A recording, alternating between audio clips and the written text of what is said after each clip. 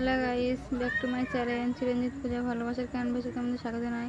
তো একটা রেসিপি নিয়ে চলে এসেছি তোমাদের কাছে। তো আজকের মা বানাবে ছানার ডালনা। তো চলো তোমরা দেখতে থাকো। ছানা বড়া দিয়ে, তো এখানে ছানার বড়া নিয়ে নিয়েছে মা, দোকান থেকে কিনে এনেছে, মিষ্টির দোকান থেকে। উনুনটা ধরে গেছে, কড়া বসিয়ে দিচ্ছি। আমি একটু আমি ছানার বড়াটা ভিজাবো বলে কড়াই গরম জল করতে দিয়েছি, নুন দিয়ে দিলাম। জলটা ফুটে গেছে, গরম হয়ে গেছে, আমি জলটা ছানার বড়ায় দিয়ে দিলাম। তো কড়াটা গরম হয়ে গেছে, আমি তেল দিয়ে দিলাম। তা আমি আলুটার মধ্যে হলুদ আর নুন মাখিয়ে তেল আমার গরম হয়ে গেছে, আমি আলুগুলো ভেজে নেবো।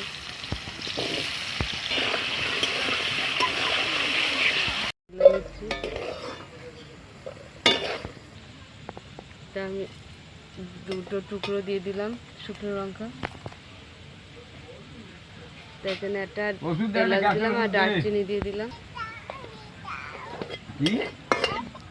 একটা তেজপাতা দিয়ে দিলাম, আমি টমেটো কুচিগুলো দিয়ে দিলাম,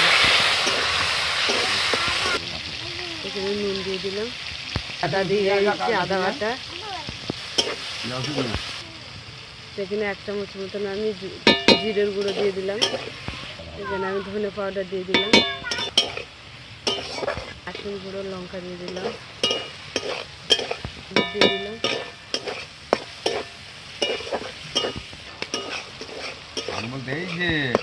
তো মশলাটা কষা হয়ে গেছে, আমি এবার আলুগুলো দিয়ে দিচ্ছি, কষে নেবো ভাজা আলু।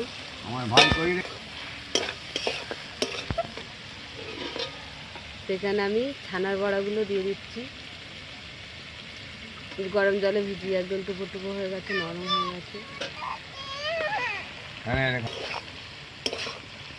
ভালো করে কষে নেব, কষা হয়ে গেছে, আমি জল দিয়ে দিচ্ছি।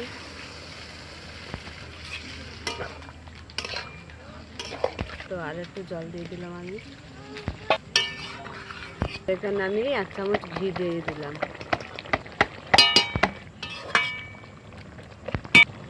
আমাদের ছানার ডালনাটা হয়ে গেছে, আমি নামিয়ে নিলাম।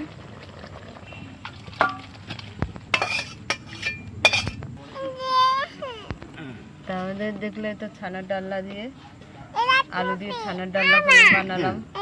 তা তোমাদের যদি ভালো লেগে থাকে লাইক কমেন্ট শেয়ার করে দেবে, সাবস্ক্রাইব করে দেবে। ভিডিওটা অবশ্যই আপনারা দেখবেন। টাটা।